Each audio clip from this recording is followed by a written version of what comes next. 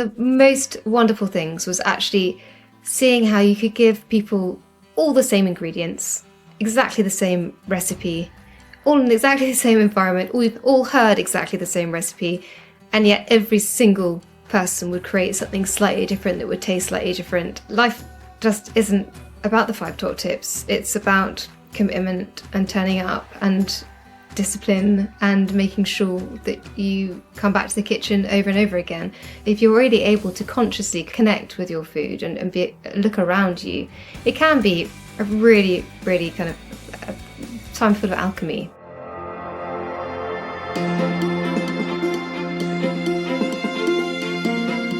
Hi, I'm Cary and welcome to the Eat Nourish Love podcast.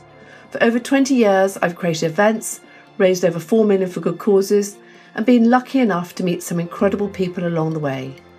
This podcast is about exploring stories and insights that really shape us, with inspiring guests from wellness, business, self-care and personal growth. It's about learning to trust our intuition and discovering what truly matters, and how, with hard work, belief and tenacity, we can make so many things happen. Hi Georgie, so nice to see you this morning. Welcome to the Eat Nourish Love podcast. Well, thank you very much for being here. Such a pleasure. And thank you for coming to the Eat Nourish Love Autumn Fair. We had such a lovely time. You did the most amazing demonstration with Caroline Waldegrove. Oh, I loved it. It was so much fun, and she's just such a wonderful lady. So yeah, the whole day was gorgeous. So thank you for having me. Well, not at all. And obviously being a sort of an ex-student and actually went back to work at Leiths, many years ago. It's a lovely thing we have in common. So just let's go back to your background in terms of cooking and your time at Leiths. Yeah, so I went to Leiths School of Food and Wine in 2006. So it was quite a long time ago. Before that, I was a graphic designer. I've always done arty things. And I absolutely loved it. It was amazing. It was just a gorgeous, I suppose, institution. I absolutely loved all the magic involved with the cooking. So I did a year of training there. And then when I finished, I was asked back to teach. And I taught there as a senior teacher for the best part of 13 years, which was amazing. I learned a lot. And one of the most wonderful things was actually seeing how you could give people all the same ingredients, exactly the same recipe, all in exactly the same environment. We've all heard exactly the same recipe, and yet every single person would create something slightly different that would taste slightly different. It was just extraordinary, and I love that element of it. I think that's what always makes me think cooking is so amazing. It's funny because when I went back to work there after I did the year's diploma in food and wine and did the wine course as well, which we had the wine tastings on a Monday morning. Very clever. We all love them on a Friday afternoon.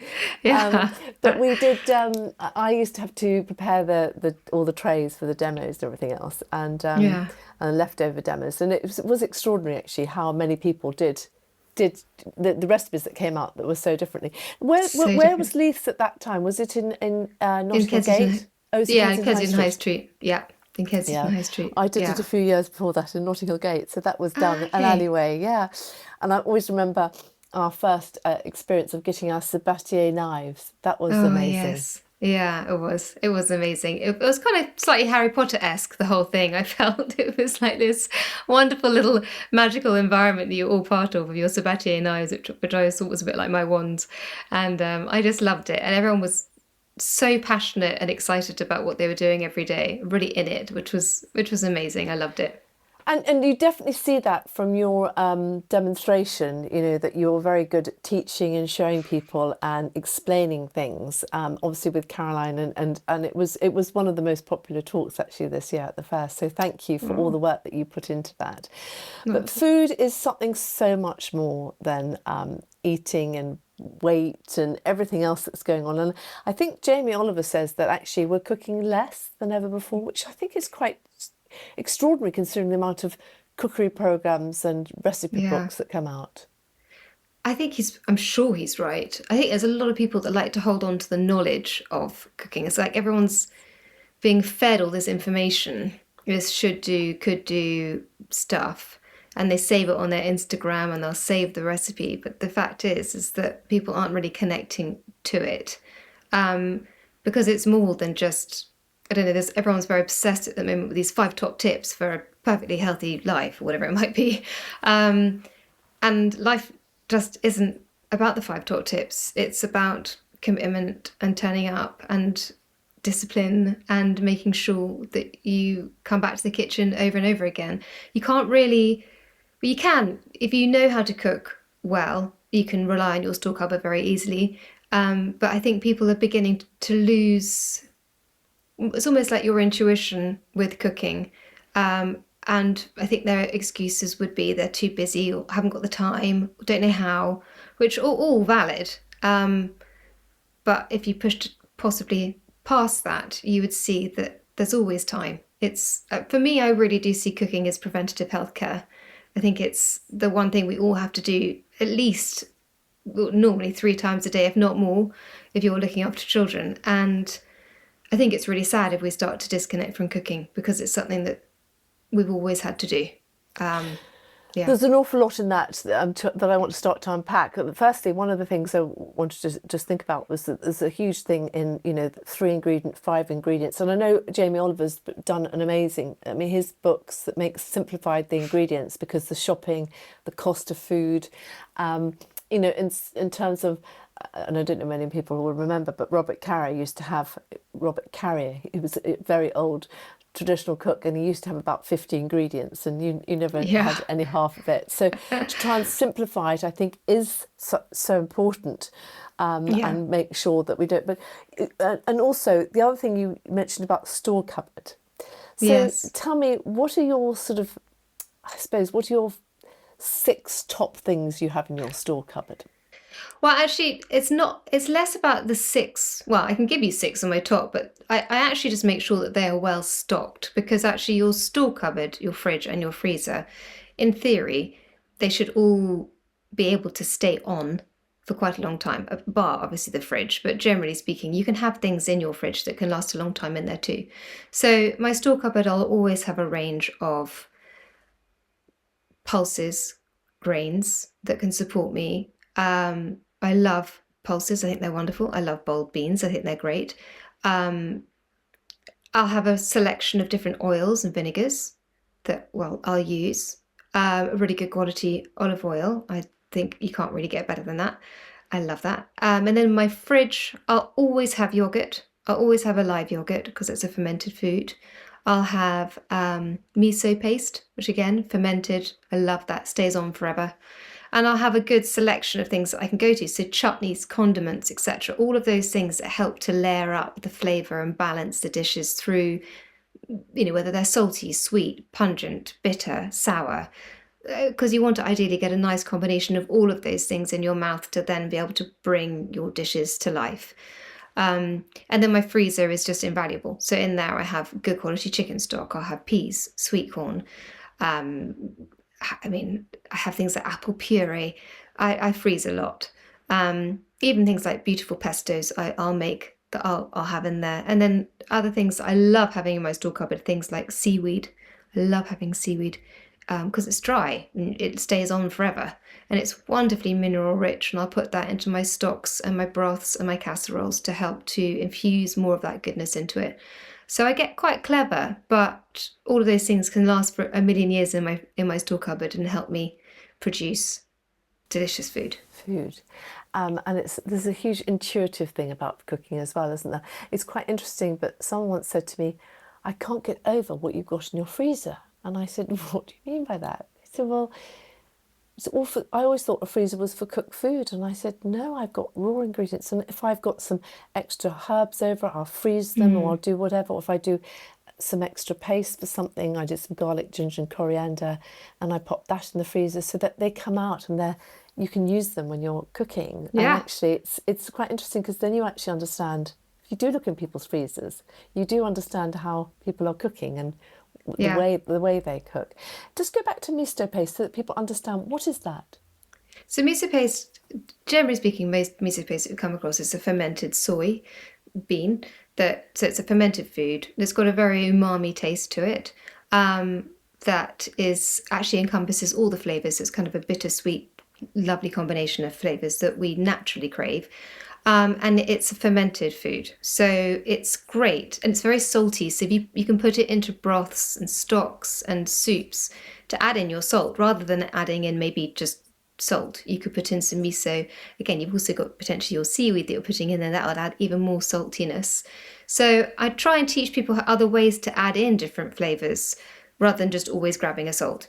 As I said, you could grab in some miso paste or seaweed as your salty element.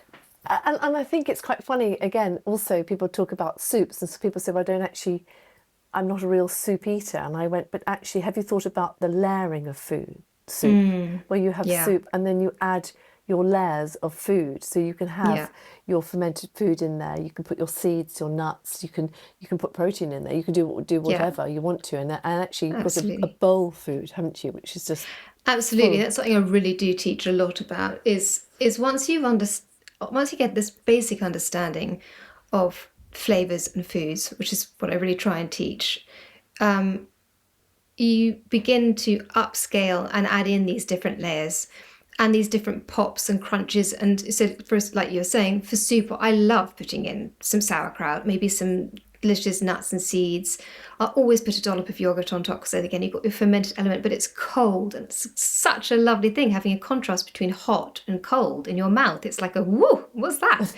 And you might put a bit of chili oil in there, and Yeah. you got the heat coming through, all this kind of silkiness of the oil with the fat from the yogurt and the crunch from the nuts, and then the sourness from the sauerkraut. So it's suddenly what I call it makes your food sing. It it brings it all together and makes it like, oh, this is so exciting, rather than just a boring old bowl of soup with a bit of toast.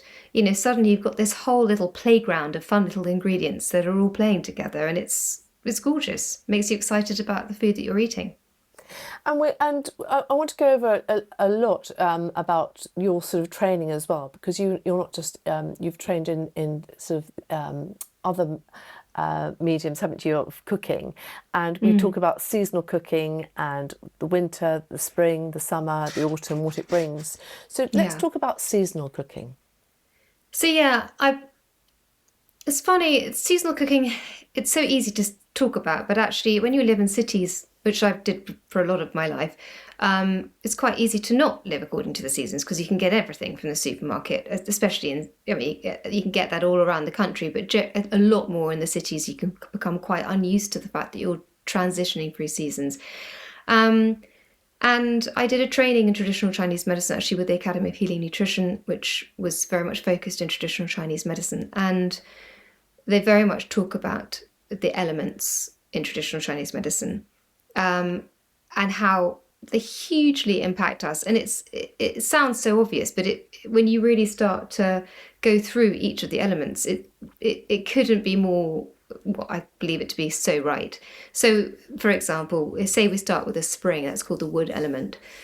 That is a time where you're coming out of the winter, and you know that feeling when you come in spring, you come out of the winter and Yeah. you're like, oh, I'm quite up for taking a few layers off. You get a bit excited, and you can feel energetically things are just moving, and you have a spring clean in the house. You might have a detox, best time to detox.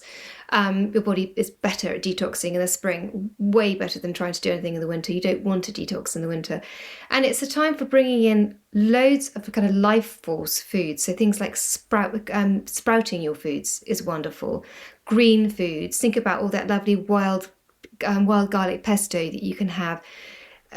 Things that have just got that, little nuts and seeds are about to kind of pop. They've got all that nutrients that are just about to go boop. It's exactly that feeling, like all those things coming out of the ground for the first time. It's got this huge emerging energy to it. And that is really what spring is all about. So it's bringing a saute back in rather than a slow casserole. And it's beginning to wake things up, get rid of stagnation in the body. And the flavour is actually sour. So it's about, again, you might do a little bit of a liver flush at that time of year and really be focusing on getting any sluggishness from the liver going. It's all about the liver and the gallbladder in traditional Chinese medicine. So I look at things like that. And then we go into the fire element, which is the summer, which is red foods, which is the heart and the small intestine. And that can be a time of huge expansion. When you go out and you've got like hardly any, you're wearing little strappy clothes and you want to eat light food, so it's like a quick stir fry, and you feel so expansive and full of energy. You hardly want to go to sleep. You're just bursting full of life.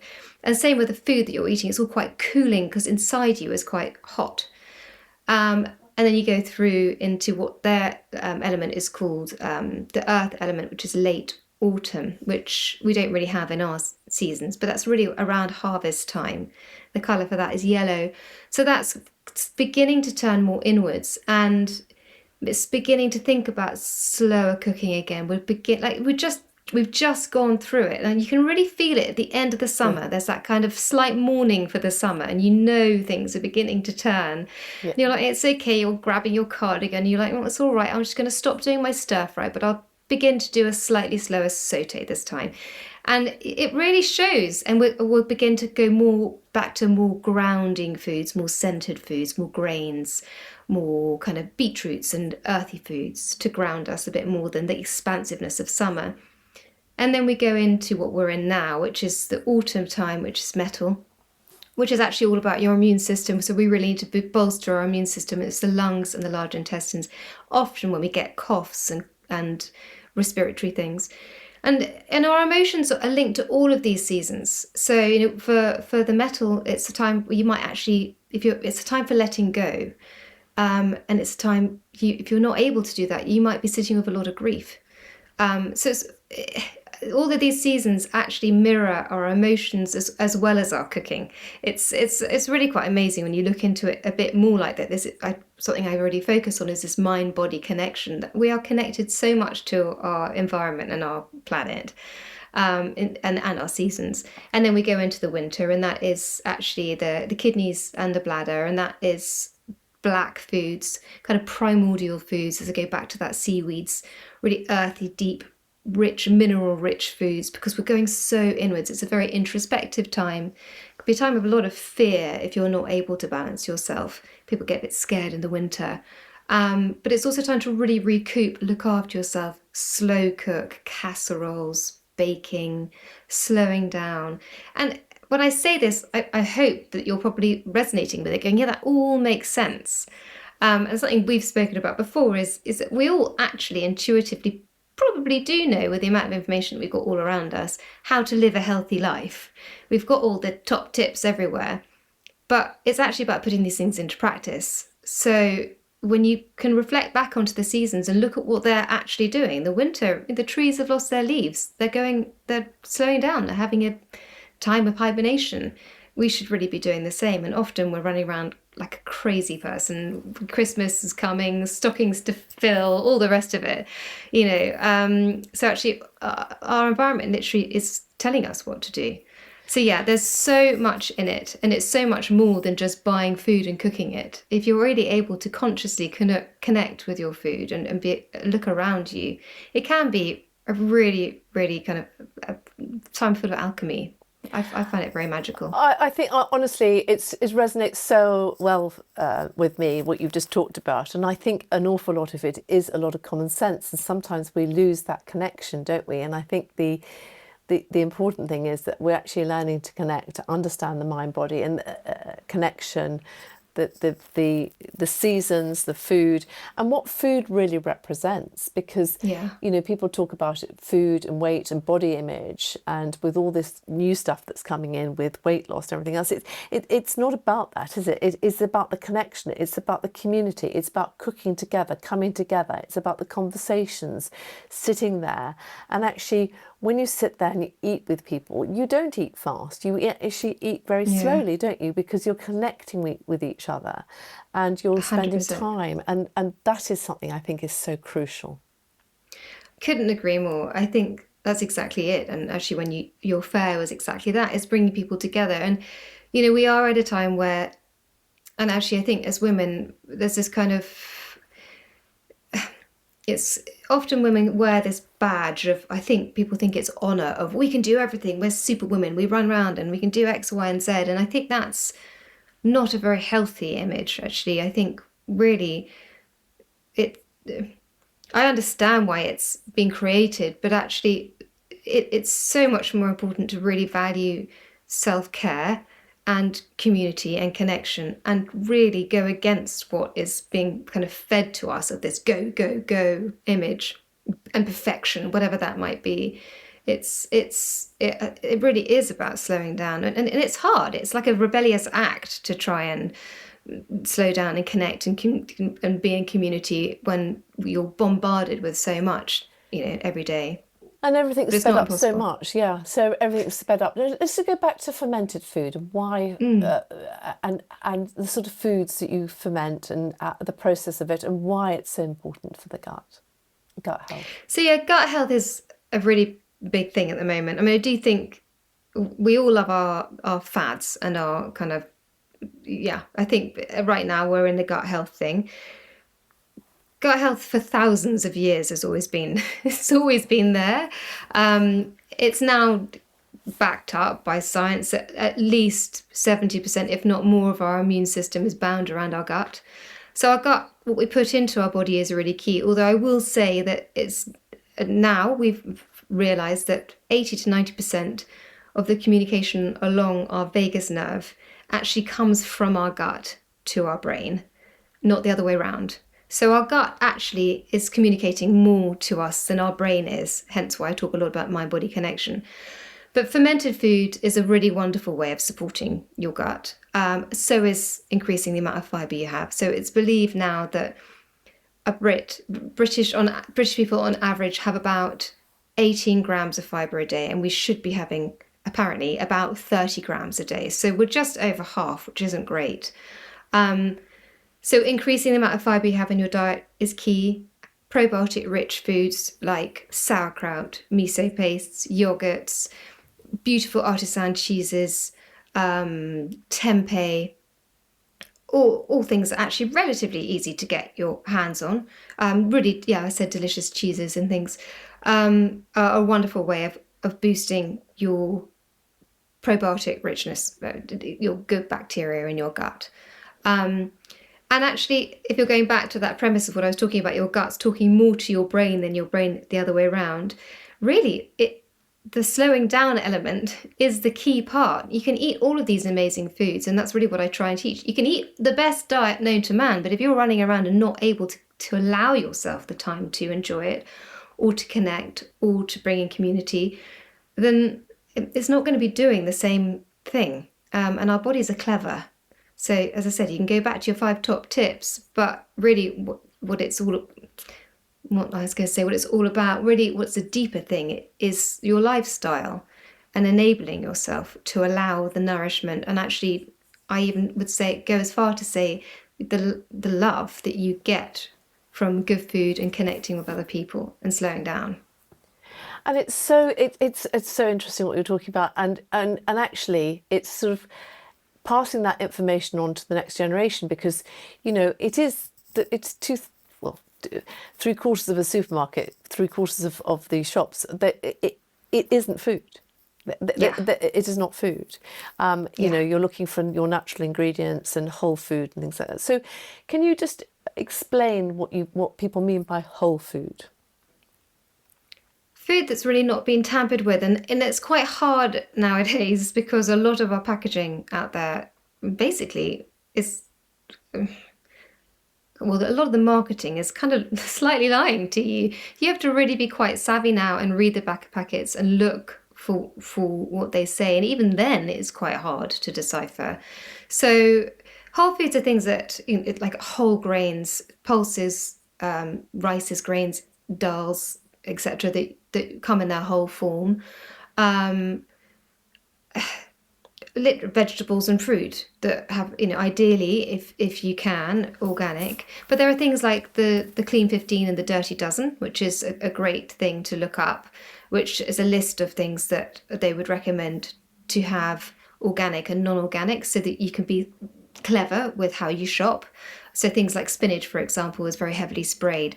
Things like berries are unbelievably highly sprayed, especially strawberries. So as much as they're delicious in the summer, I'd actually always opt for an organic strawberry because it's more chemicals than it is strawberry, sadly.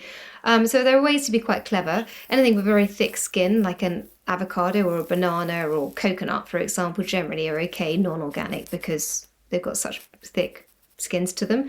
So you can get quite clever about how to go about building out your store cupboard, etc.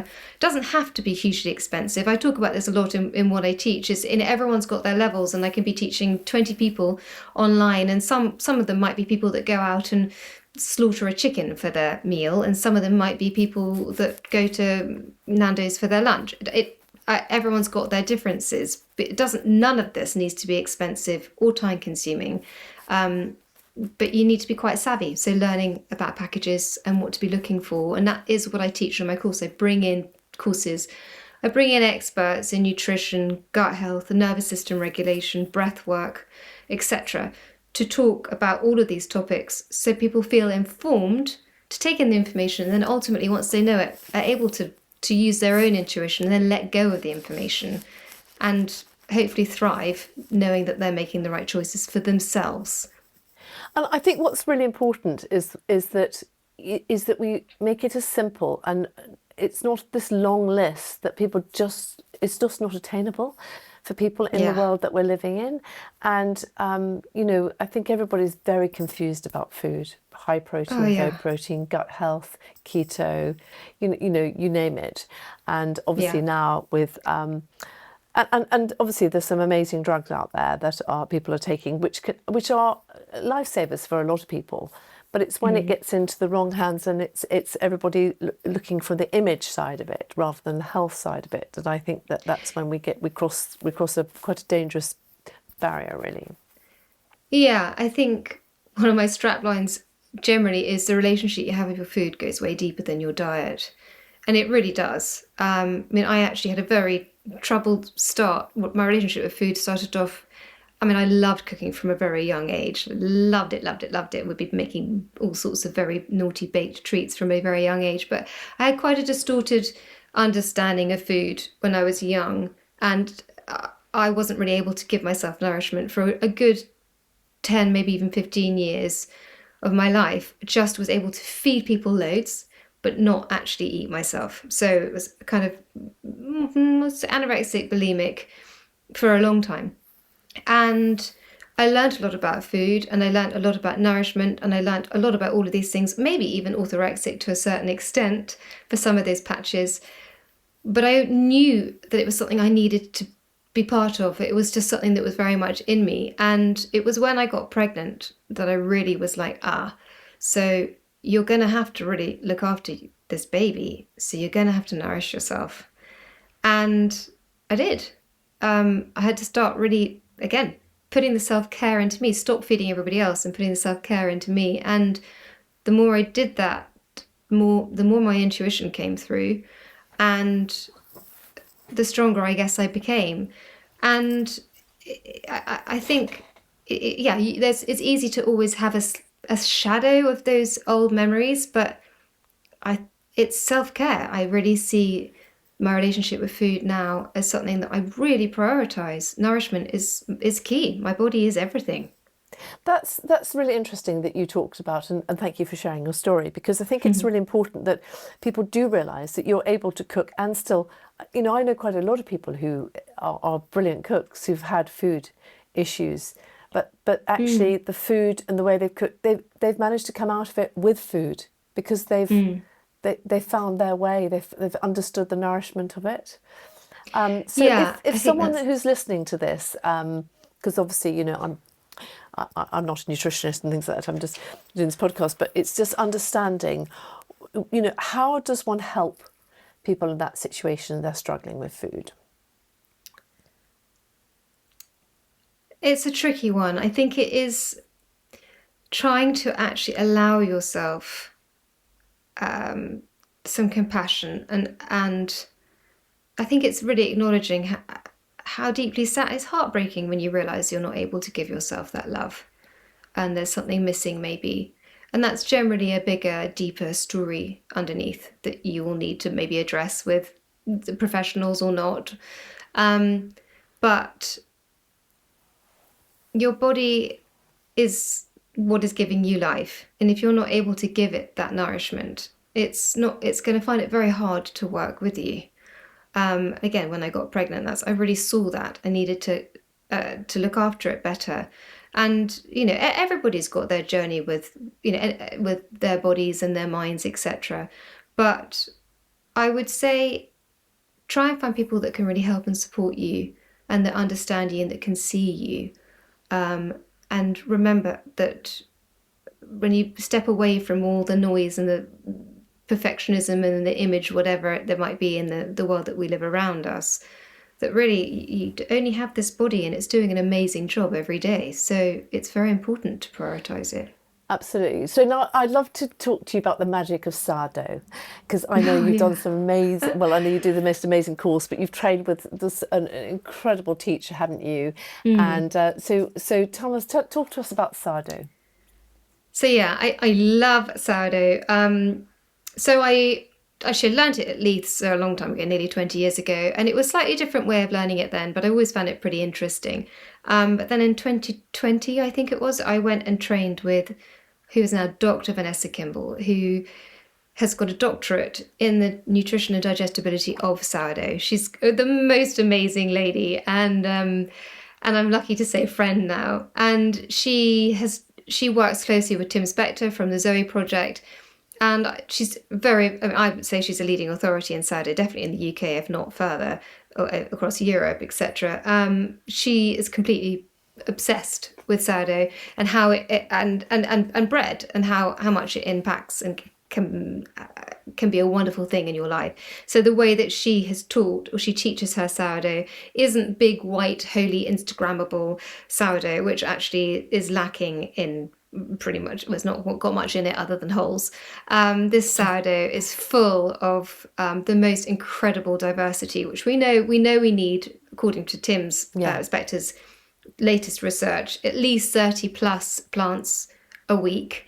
And the flour blends that you use often have at least over 14 different things in them, plus the things you put on top of them. And some of the loaves I produce when I put my peanut butter and my jam and my butter on top of them on a Monday morning and have my first bite, I'll have over 20 different things going into my system. Wow. So it's really beautiful, unbelievably fiber rich bread, really easy to make. It's called a quick sourdough or a 10-minute sourdough. Again, and making sourdough really reflects your life. In fact, cooking really reflects your life, but sourdough is an amazing way of showing that, because you have to you have to be present when you make sourdough. And even with this one, which is much quicker than a traditional way of doing it, you learn so much about yourself, so much about what's going on in your day-to-day life. And whenever I do any of my classes, I say to all my students, this is the beginning of your journey with your sourdough starter or your sourdough. And it is. And I have WhatsApp groups and Instagram groups where people get in touch and say, oh, this isn't working, this is working. And soon they begin to tap into their own intuition. It's this gift of intuition. And they start going, I realize, oh, my kitchen was a bit colder this week. Oh, I realized I went out for 2 hours and I left it then. And they begin to understand this relationship that they have with their environment, and how all of these variables are affecting their bread and ultimately them. So it's a really great way to get people to realize this relationship that we have with everything around us. Do you still start with you still have the starter? You still work with the starter? Yeah. Yeah, we exactly, everything starts with a starter. And it's beautiful. It's beautiful. And again, something I always say, it's a bit like having a little Tamagotchi, a starter. You've got to look after this little thing. And I teach everybody exactly the kind of right way of doing everything, all the steps, all the protocols that you have to follow. And then as humans, all we do is try and cut all the corners. We get all of the rules and then we try and break them. So I go through all of the rules and then we slowly break them and talk about how to make it quicker and easier in your life, day-to-day life. And it's totally doable. So a lot of the food that I cook, in fact, all of the food that I teach, is boosted with nutrients so that you don't have to spend hours in the kitchen, because Yeah. who wants to? Yes, great. If you've got the time, brilliant. But if you don't want to, you can make unbelievably delicious food that's boosted, that will support you, that's seasonal, that's not expensive, quickly. It's not hard, but it should always be delicious. And what about the expensive? Is sourdough expensive to make? How it can be quite cheap? Could it be quite? No, it can be really cheap. I mean, it really is cheap. It's cheaper than buying bread. So yeah, It's cheap. And actually, the way that Vanessa teaches and the way that I go teach as well is that generally we teach you how to make two loaves at the same time so that you can either have two loaves for your week, put one in the freezer, or you give one away, which is all about building community and connecting with other people. The Oh, amount that's of lovely. loaves I've given to people is huge, and I go on and teach that, and people come back to me that have done my classes and say, I just gave a loaf of bread to my neighbour, and they nearly cried, or whatever it might be, or I went to a dinner party and gave one, and it's paying it forward. Bread is such a, I mean, people travel for miles for good bread. I love Gale's Bakery, for example. There's one around here, and people, there are queues outside the shop for good reason. So yeah, bread is, I think it's one of the best ways to connect people. It has been for thousands of years. I've always been, not so much more recently, but I've always been a big marmalade maker and jam Oh maker, yeah, and delicious. I used to lots of elderflower. But actually, I don't do so much of that because of the amount of sugar that's in it. So actually, by Mm. making bread and finding different ways, isn't it? I actually do small fermented food and give those away to people. But it's a lovely, lovely way of doing it. Yeah, but I would go back to what you were saying about jams and flowers having lots of sugar in them. I make those things, and I know they've got lots of sugar in them, but something I try and teach is there's no good and bad. I always say that there's like an analogy. If you were stuck on the side of a mountain and you were dying and you found a packet of Haribo, you'd eat the Haribo. You wouldn't go, oh, I wouldn't have, oh, it's bad for me. You'd eat the Haribo because ultimately all food is energy. And we've created this big stigma between what's good and bad. And yes, don't get me wrong, ultra processed food isn't very good for you. Having too much sugar isn't great for you. But there is something quite magical about making your own elderflower cordial and really enjoying it in the summer and bringing people together and saying, do you want some of my elderflower cordial? And I'm going, oh yeah, I'd love some. There is a kind of magic to it, and Yeah. I teach an elderberry cordial, which is perfect for autumn time, which is brilliant for your immune system. And that the one I teach, I learnt with a herbalist. And I remember it's full of sugar. I'm questioning her, saying, "Oh, it's full of sugar." And I'd always tried to make elderberry syrups with honeys and things. And we both agreed. She was like, "Look, for the amount of sugar that you're putting in versus the amount of goodness from the elderberries and the fact that you're way more likely to be taking this than the one that's made of honey that you're a bit iffy about, Yeah. you're more likely to be taking it. So what would you rather?" And so I always make the elderberry, which is full of the sugar, and I'm mindful of it, and I think, okay, well, that's a lot of sugar, I won't have so much in my day.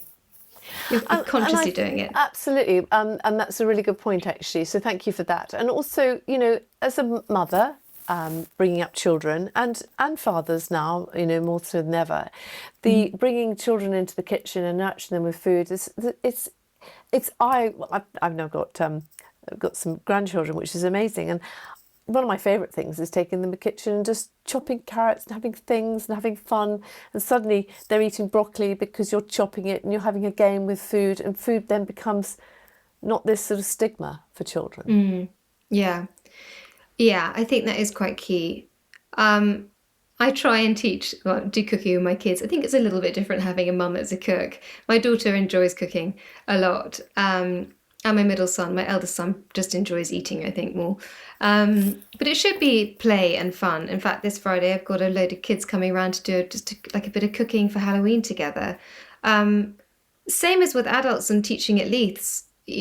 Whenever I taught, it was empowering. You give someone a recipe, you give them ingredients, you tell them what to do, and you treat them as an equal because how should anybody know X, Y, and Z before they've been taught it? And you give them the equipment that they need, and off they go and they make it. And when they come back with their delicious whatever it is, they have this massive smile on their face, whether they're 6 or whether they're 60, of I've done something myself. This is amazing. I can share this with people. I can enjoy this myself. It's amazing. I mean, that's what I do think is so incredible about cooking. There's aren't very many things that daily you can get that, oh my goshness to. So yeah, children hugely, and also with growing your own vegetables and things, it gets them more excited and more open to trying different things, for sure. For I sure. always remember my grandmother. She was always in awe that I could make meringues, that I could do pavlovas and things like that. So she used to always, every sort of 6 months, she used to say, "Darling, I'd love you to come upstairs and show me how to make the meringues again." And we did Oh. it for so many years, and I realised she didn't really want to. didn't really want to know how to make them. She just wanted my company up there cooking in her Yeah, kitchen. And it's just, that's so it's so nice. lovely because that's, again, community, isn't it? Food, Yeah, that's community. lovely. And do you shop a lot at markets? Where do you do a lot of your shopping? I say I'm pretty practical. I mean, actually, most of my shopping is on Ocado. I'm a busy mum and I get everything from there. I do have a really wonderful organic shop up the road, but it's quite a commitment. It's a good 20-minute drive there and a 20-minute drive back. So if I can, I'll do that within my week, but otherwise I'll just have to rely on brands that I trust because I think we do have to build up a bit of a trust now Yeah. with certain things. And I'm quite conscious about what I put in. I mean, I don't ever think, sadly, that supermarket organic stuff is ever as good as stuff that you get from local markets. It doesn't ever taste the same, which is extraordinary because it should also be organic. But from what I've come across, it's never quite the same. And I've done Riverford and Abel and Cole before.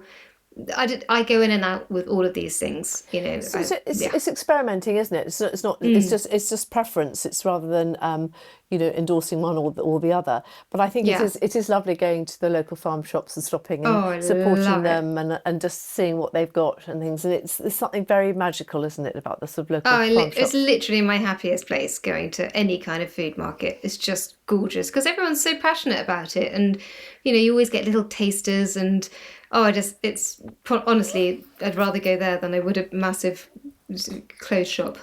Just just going back to things like sprouting seeds because again it's giving people the confidence of doing these things. So for example, I know I certainly, when I plant herbs in the garden, I often buy them from the supermarkets and then plant them because Mm, they're quite established, almost about more mm, than the mm. garden centres. And then Yes. people can have herbs on their windowsill, can't they? They can Yeah. Yeah. bring them in and tarragon, for example, is, sometimes it doesn't last for the winter. Mine seems to come back. Yeah. I don't know, I'm very lucky. Oh, But wow. I, That's I often amazing. I often take them off and when at this time of the year start taking them off and chopping them up and putting them in the freezer. Yeah. So That's a talk to lovely thing about to do. sprouting and how easy it is to sprout your own. Sprouting is unbelievable. See, it's probably best to get a little germinator, which is inexpensive. I've had mine for over 20 years. It's like basically like a jam jar with a top with a sievy bit on the top of it. What you could make one yourself, or you could just buy one. Um, and you pop in. I'd use things like broccoli seeds, mung beans, etc. And normally you soak them either overnight or for a few hours just to begin to break down whatever it is that you're using. Drain that water off, and then you let it sit somewhere on a tea towel maybe. Um, and ideally once or twice a day, you'd rinse them, drain them, and then sit on the counter. Within a couple of days, you will have things sprouting. Things like mung beans, generally, I'd put it into in maybe a dark place. But yeah, my broccoli sprouts go in, within a few days. It's so easy. You can do things like chickpeas as well.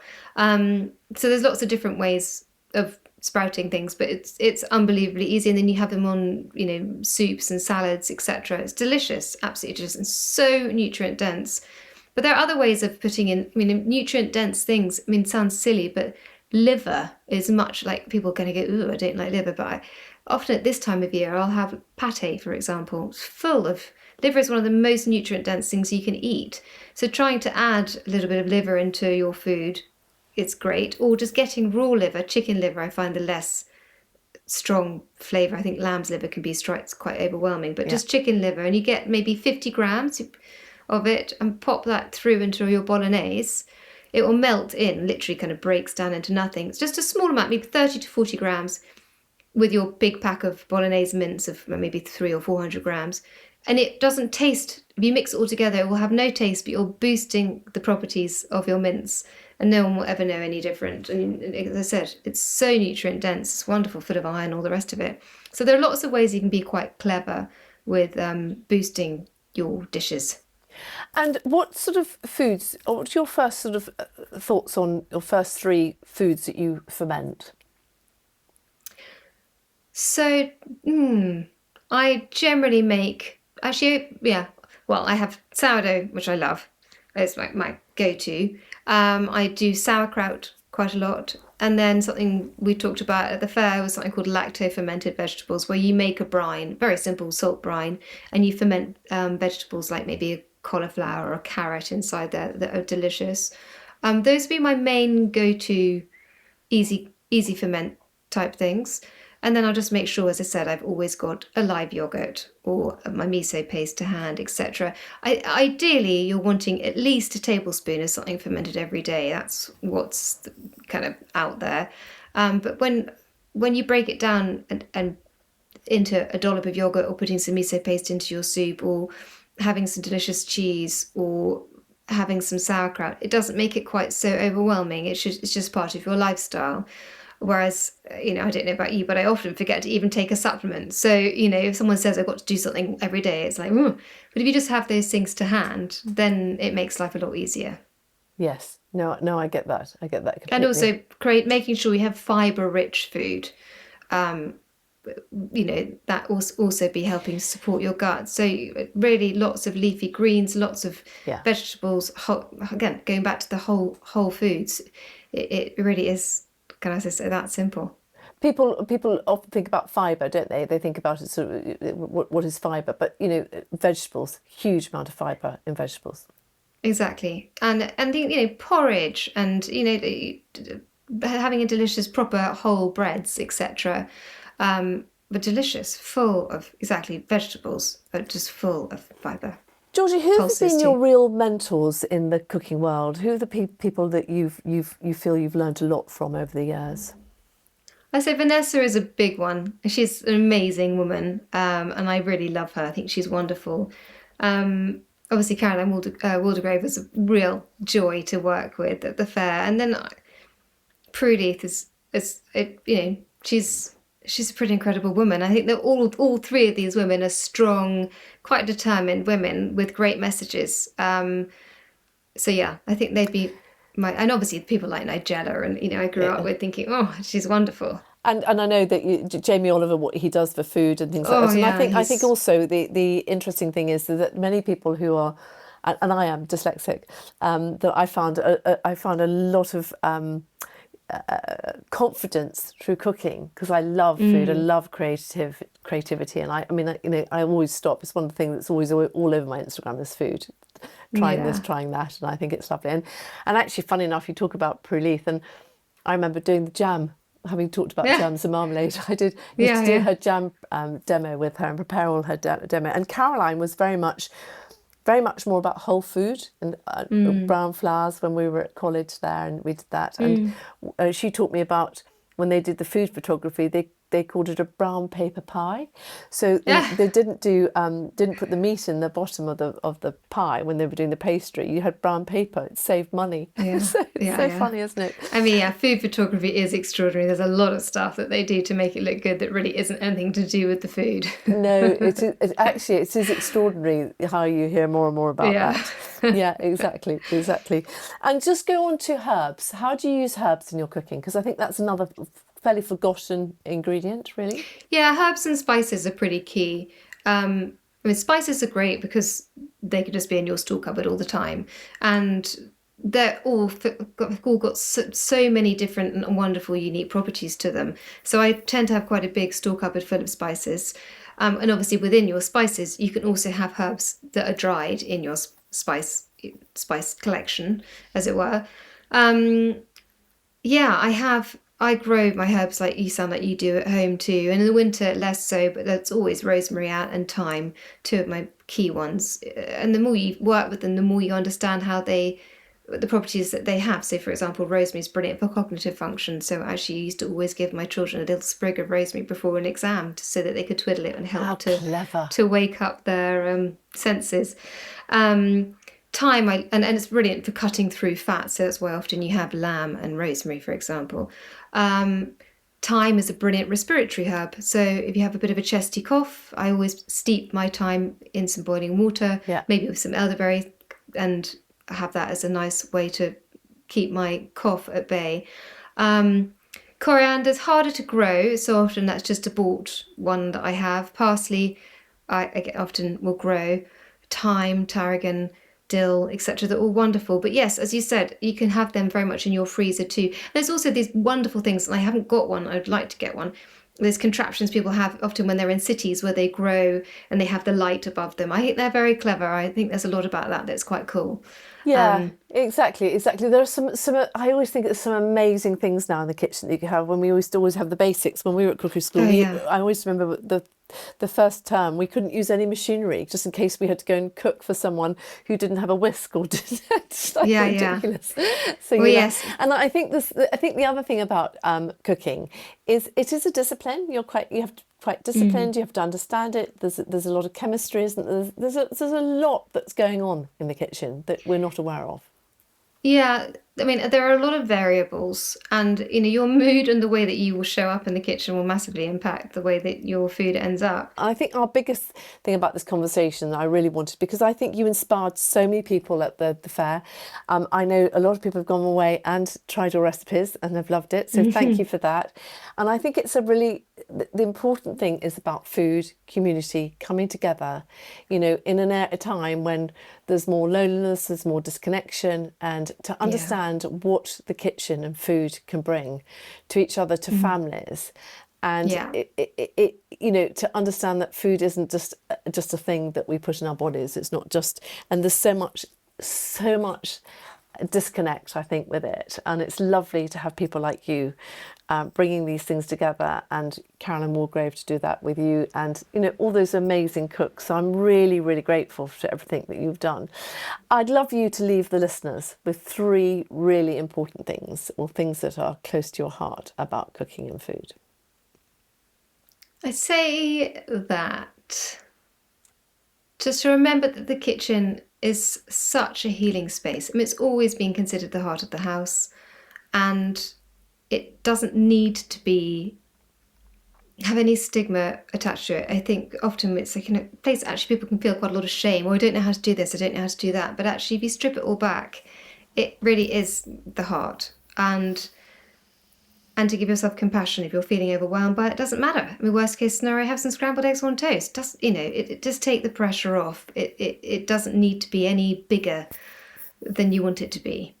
But if you want it to be a space of healing, it really can be full of magic. I really do believe that. It's a really big chance to connect back to yourself and your needs if you allow it to be. I would also say that ultimately it's a place to remember that we're all just trying our best. It's very easy for us to be having all of these lists and to-dos, etc. But we are all just trying our best. And if you strip things back to just Yeah, that, yeah. it, it, it doesn't need to be any fancier or bigger or more perfect or better than anybody else's. So yeah, I think it's really nice to just remember that we're all in this funny old world together, and it doesn't need to be competitive or big or scary. But yeah, we're all just trying our best, and whatever you're doing will be your best. Again, going back to that, be compassionate to yourself. That's lovely. And I guess the last thing I'd say is I know it's a healing space because I've seen how much I've changed over the years with how I approach food and how I teach people. I've really seen the changes in myself and in my clients, and and I know that it is a place, if you want it to be, that can be hugely empowering and really fulfilling. Yeah. Oh, that's amazing. And obviously you do lovely courses and things. So where can the listeners find you? So yeah, I have a website called Georgie Soskin, www.georgiesoskin.com, and I'm also on Instagram. And I do, day courses on gut health and sourdough and things like that. But then longer 4-week online courses, my cooking revolution, which is literally just cooking delicious food and reminding people of the joy in the kitchen. So just gorgeous, inspiring, nothing hugely deep, just let's cook on Zoom. And then my longer course, which is called Conscious Cooking, which is 6 weeks. And that really is teach people bone broths, sourdough, fermented foods, giving the everything you need to create that kind of base for Yeah. you to really feel more confident. A lot of it really is about confidence. So yeah, there's all the info there, and do get in touch. Well, thank you so much. And I say you are inspiring. It's so lovely to talk to you and to see everything that you've done and what you're bringing. And we live quite close to each other, don't we? And Yeah, I'm yeah, certainly going to have to come and do one of your sourdough courses, that's for yeah. sure. Do Yeah. you should? It'd Georgie, be thank great. you so much for your time. Thank you, Georgie. Well, thank you for having me. Bye bye. Take care. Bye. Bye. Bye.